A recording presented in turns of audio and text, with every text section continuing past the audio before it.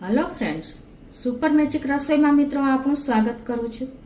आज हूँ दशेरा स्पेशियल आपणे जे साटानी रेसिपी लईने आवी छू।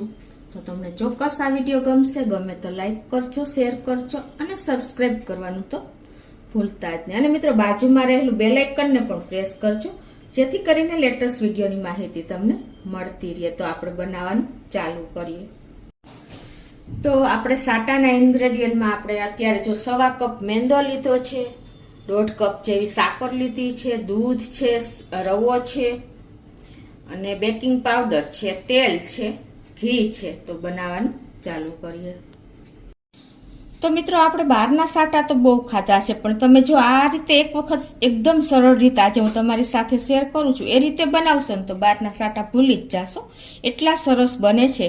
તો પહેલા તો આપણે છે ને 3 ચમચી જેવી રવો લઈ લેશું, જાડો કે ઝીણો કોઈ પણ તમે લઈ શકો છો। અને એમાં આપણે રવો પલળે ને એટલું જ આપણે દૂધ નાખવાનું છે, વધારે પડી જાય તો વાંધો નહીં, કેમ કે આપણે લાસ્ટમાં એનો ઉપયોગ થઈ જ જાય છે। ટૂંકમાં આપણો વધારે એકદમ લિક્વિડ ન રહે ને એટલું જ ધ્યાન રાખવાનું છે। તો આ રીતે આપણે 3 થી 4 ચમચી જેટલું દૂધ જોશે, મોટું ટેબલ સ્પૂન જેવું, અને એને આપણે આ રીતે મિક્સ કરીને અને સાઈડ ઉપર રાખી દેશું। સૂજીને આપણે સાઈડ ઉપર રાખીને અને હવે આપણે લોટની તૈયારી કરશું સાટા માટેના। તો એના માટે મેં અત્યારે 1.25 કપ જેવો મેંદો લીધો છે। આ મેંદો મેં ચારીને જ લીધો છે, મેજરિંગ કપ 250 ml નો છે। તો આ રીતે આપણે એક બોલમાં નાખીને અને એમાં આપણે મોણ નાખી દેશું। તમારી પાસે થીણું ઘી હોય તો બેસ્ટ છે, નહીંતર તમે રૂટીન ઘી પણ નાખી શકો છો। ઘીનું મોણ આમાં બહુ સરસ લાગે છે। તો અત્યારે હું તમને 3 થી 4 ચમચી જેટલું મોણ બતાવું છું, થીણા ઘીનું। ટૂંકમાં તમારે મુઠ્ઠી પડતું મોણ નાખવાનું છે આ રીતે, અને હવે એને આપણે મિક્સ કરી લેશું। તો આપણે હવે આ ઘીના મોણને મેંદામાં મિક્સ કરી અને એકદમ સરસ આપણે કણે કણમાં ઘી મિક્સ થઈ જાય ને એ રીતે જ કરવાનું છે, તો જ આપણને ખ્યાલ આવશે કે આપણું પરફેક્ટ મોણ થયું છે કે નહીં।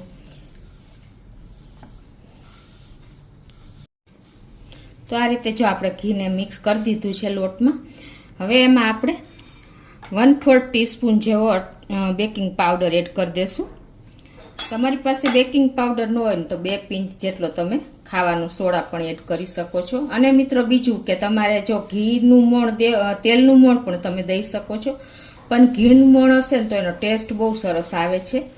તો આ રીતે ટૂંકમાં આપણે મુઠ્ઠી પડતું મોણ થાય ને એટલું દેવાનું છે। જો તમારી પાસે થીણું ઘી હોય ને તો તમારે 3 ટેબલ સ્પૂન જેવું જોશે, પણ જો તમારે લૂજ ઘી હશે ને તો થોડુંક વધારે જોશે। એટલે ખાસ મેઇન શું છે કે આવી રીતે મુઠ્ઠી પડે અને ભાંગી જાય ને એવું મોણ આપણે આપવાનું છે। તો હવે આને આપણે ઢાંકીને 10 મિનિટ જેવો રેસ્ટ આપી દેશું।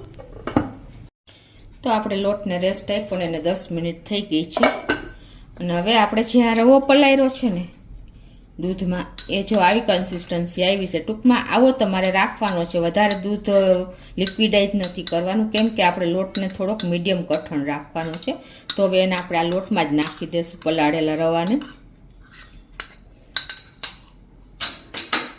અને એને આપણે મિક્સ કરી લેશું।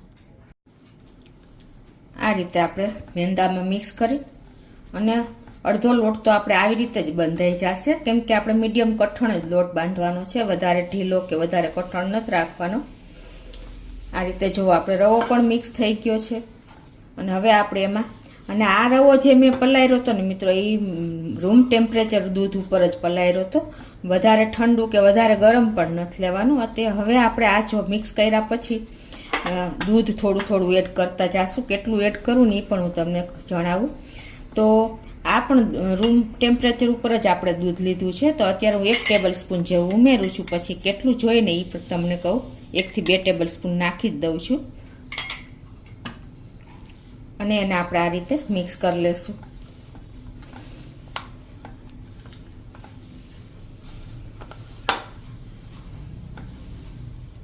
હજી 1 ટેબલ સ્પૂન જેવું નાખી દઉં છું।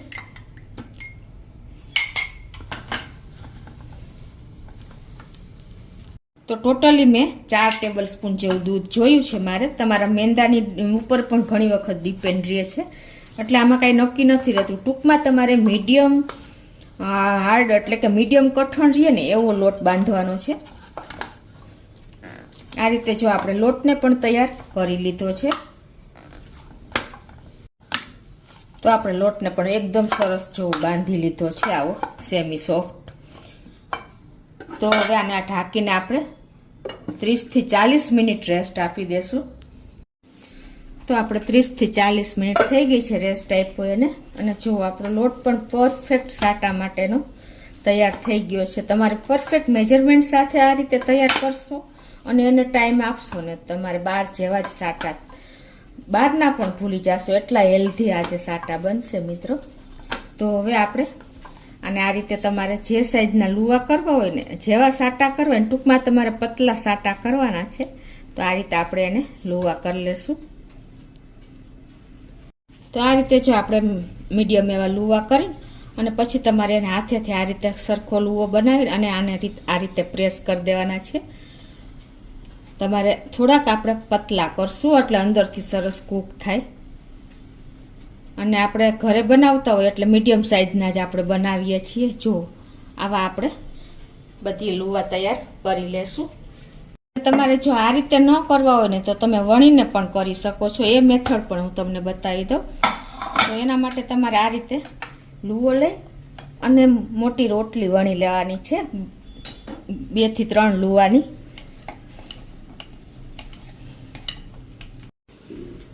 તો આ રીતે આપણે 3 રોટલી વણી લેવાની છે, પતલી એવી. અને હવે શું કરવાનું છે કે તમારે એક પેસ્ટ કરવાની છે. એના માટે આપણે 1 ચમચી આપણે સોજી એટલે કે રવો નાખશું, 2 ચમચી જેવો આપણે મેંદો નાખી દેશું, અને એમાં આપણે થોડુંક ઘીનું મોણ નાખી અને એક પેસ્ટ તૈયાર કરી લેશું.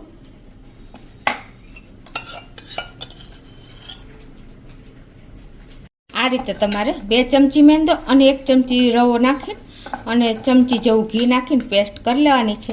પછી આપણે જે રોટલી વણી છે ને 3 રોટલી, એની ઉપર આ રીતે તમારે લગાવી દેવાનું છે. આ કરવાની જરૂર નથી, પણ તમે આ રીતે કરશો ને તો પણ ચાલશે. આ રીતે આપણે લગાવી દેવાનું અને પાછી માથે બીજી રોટલી આપણે આ રીતે મૂકી દેવાની છે અને પાછી તમારે આ પેસ્ટ લગાવી દેવાની છે.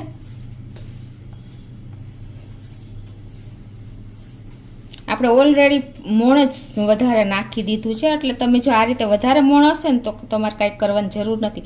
પછી તમારે આની એક આપણે જેમ પાટલી વાળી ને સાડીની, એ રીતે તમારે આને આ ફોલ્ડ કરતી જવાની છે. આવી રીતે જો તમને ખ્યાલ આવી જતો હશે, જો આવી રીતે.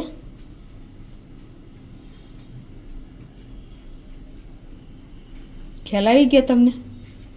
આવી રીતે ફોલ્ડ કરીને અને પછી તમારે એનું લૂવું કરી લેવાનું છે, આવી રીતે જો.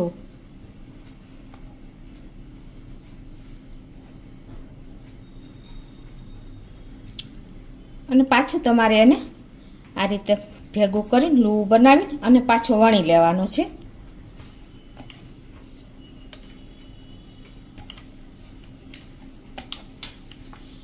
હવે આ રીતે જો આપણે રોલ વારીને અને પાછી વણી લીધી છે. હવે જે આપણી પેસ્ટ વધી છે ને એને પાછી આપણે આની ઉપર લગાવી દેવાની છે.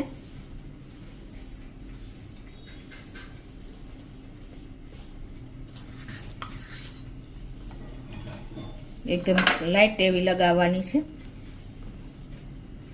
અને પછી આપણે ત્રીજી રોટલી જે વણી છે ને એને પણ આની ઉપર આવી રીતે લગાવી દેશું. અને પાછી જરા જરા આપણે પેસ્ટ લગાવવાની છે. અને હવે એને આપણે આ રીતે રોલ વારી લેશું.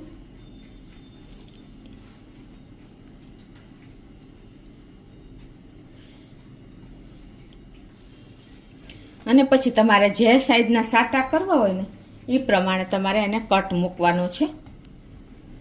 આવી રીતે જો આપણે રોલ સરસ ટાઈટ વળી ગયો છે. હવે અત્યારે મીડિયમ સાઈઝના આપણે આ રીતે કટ મૂકી દેશું. આ રીતે પણ તમે ઝડપથી સાટા તૈયાર કરી શકો છો. એ રોટલી વણવામાં પણ થોડોક ટાઈમ લાગશે, પણ તમારે આ પણ ઈઝી પડશે. પછી એને તમારે આ રીતે પ્રેસ જ કરી દેવાના છે હાથેથી, આવી રીતે. અને કા વેલણેથી તમારે સેજ પતલા કરવા હોય તો પણ થઈ શકે.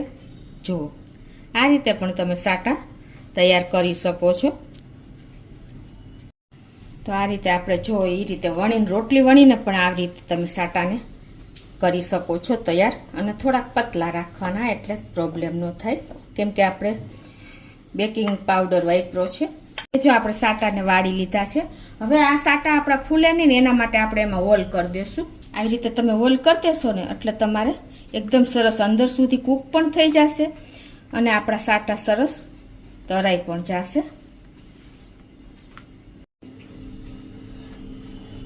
તો આ બાજુ આપણે તેલ પણ ગરમ કરવા મૂકી દીધું છે. તમે ઘીમાં પણ તરી શકો છો. જો આપણે આ રીતે ગોળી નાખીને તો ધીમે ધીમે ઉપર આવે ને એટલું આપણે ટેમ્પરેચર રાખવાનું છે. તો હવે આપણે એક પછી એક સાટા આમાં જે આ વાયરા છે ને મૂકતા જાશું. ગેસની ફ્લેમ આપણે સ્લો ટુ મીડિયમ જ રાખી છે. આ રીતે જેટલા આવે એટલા આપણે મૂકી દેશું. અને આને આપણે તરાતા ટાઈમ જોશે 15 થી 20 મિનિટ જેવું થઈ જશે. એકદમ આપણે મીડિયમ ફ્લેમ ઉપર જ એને તરવાના છે, તો જ અંદર સુધી કૂક થશે. આ રીતે ધીમે ધીમે જો આપણે ઉપર આવતા જાય છે, તો આ રીતે ધીમે ધીમે જ આપણે તરવાના છે. આ રીતે આપણે ઉપર આવતા ગયા ને એમ ટર્ન કરતા ગયા છે જો. અને આપણે ગોલ્ડન બ્રાઉન કલર જેવા કરવાના છે, લાઈટ એવા. તો જો આપણે એકદમ સરસ કલર આવી ગયો છે સાટાનો હોય એવો. તો હવે એને આપણે આ રીતે લઈ લેશું.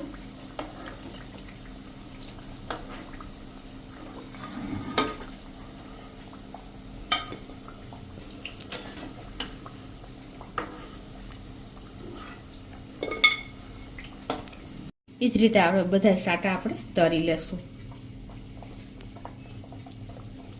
આ રીતે જો આપણે સાટાને તરી લીધા છે. 2 વકલના મેં તમને બતાવ્યા છે. આ રીતે પણ તમે કરી શકો છો અને આ રીતે પણ કરી શકો છો. હવે આપણે આ અત્યારે 1.5 કપ આપણે સાકર લીધી છે, ખડા સાકર. એના મેં કટકા કરી લીધા છે. તો એને આપણે એક વાસણમાં કે બાઉલમાં લોયામાં નાખી દેશું. અને એમાં આપણે સાકર ડૂબે ને એટલું પાણી નાખવાનું છે. જો તમારા ગાંગડા સાકર કદાચ હોય ને તો તમારે થોડીક વાર ઓગાળી લેવાની. કદાચ ચાસણી બન્યા પછી ઓગળતી નથી, એટલે ખાસ તમે નોટ કરજો. આ રીતે આપણે ડૂબે એટલું પાણી નાખી દેશું અને ગેસ આપણે ઓન કરી દેશું. તો આ રીતે આપણે મીડિયમ ફ્લેમ ઉપર હલાવતા રહેશું. અને આ ચાસણી આપણે થોડીક આકરી કરવાની છે સાટા માટેની. આ રીતે આપણે મીડિયમ ફ્લેમ ઉપર ચાસણી થાય છે ને ત્યાં આપણે સાટા માટે થોડીક તૈયારી કરી લેવાની છે. પછી આપણે ટાઈમ નહીં રહે ચાસણી થયા પછી. તો એક પ્લેટ લઈને આપણે એને આ રીતે ગ્રીસ કરી લેવાની છે તેલથી.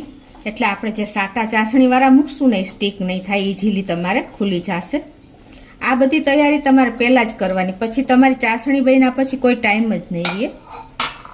તો આ રીતે જો આપણે મીડિયમ ફ્લેમ ઉપર ચાસણી પણ ચેક કરી લેવાની વચ્ચે વચ્ચે, કે આ રીતે તમે કરશો ને તો હજી જો એક તાર પણ નથી થતો. આપણે 2 તારની કરવાની છે. અને તમારે ચાસણીમાં ગુલાબજળ નાખવું હોય તો પણ નાખી શકો છો. અત્યારે હું 1 ચમચી જેવું નાખું છું. અને મિત્રો તમારે જો મેં તમને ગ્રીસ કરેલી પ્લેટ બતાવી એ રીતે તમારે સૂકો મેવો નાખવો ને તો પણ તમારે પહેલાં જ ચાસણી કર્યા પહેલાં જ તૈયાર કરી લેવાનો છે. તો જો અત્યારે આપણે આ રીતે તમે ચમચેથી પણ તમને ખ્યાલ આવી જશે. જો આપણે 1 તાર ઉપર બીજો તાર થાય છે, એટલે 2 તારની ચાસણી આપણે ટોટલી કરવાની છે. જો ખ્યાલ આવી જાય છે. જો એકદમ સ્લોલી ટીપવું પડે છે. તો આ રીતે તમારે ચાસણી તૈયાર કરી લેવાની છે. તો ગેસ બંધ કરી દઈશું અને આપણી ચાસણી પણ એકદમ સરસ. હવે જો આ પ્રોસીજર હવે આપણે થોડીક ઝડપથી કરવાની છે. આ રીતે આપણે અંદરથી સાટા જેટલા અંદર જાય ને એટલા આપણે લઈ અને લેતા જાશું પ્લેટમાં. આ રીતે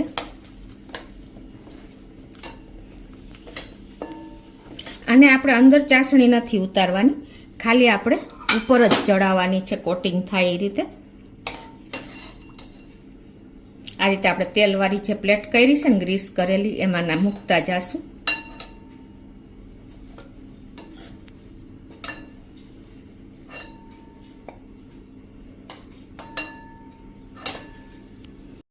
આ રીતે આપણે બધા સાટાને ચાસણીમાં નાખી દેશું. અને એક પછી એક બધાય કાઢી લેશું આ રીતે ડીપ કરીને. તો આ રીતે જો આપણે બધા સાટાને ચાસણી ચડાવી લીધી છે. અને હવે જે આપણી ચાસણી પણ જો જામવા માંડી છે, તમને ખ્યાલ આવી જતો હશે. તો આપણે આ રીતે તમારે જો ઓવર નાખવી હોય ને તો આ રીતે તમે સાટા ઉપર થોડી થોડી મૂકી શકો છો.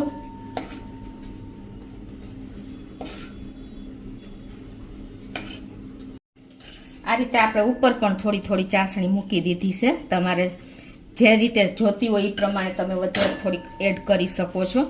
આપણે જેમ બારમાં સાટામાં જોઈએ છે ને એ રીતે જ મેં અત્યારે તૈયાર કર્યા છે સાટા.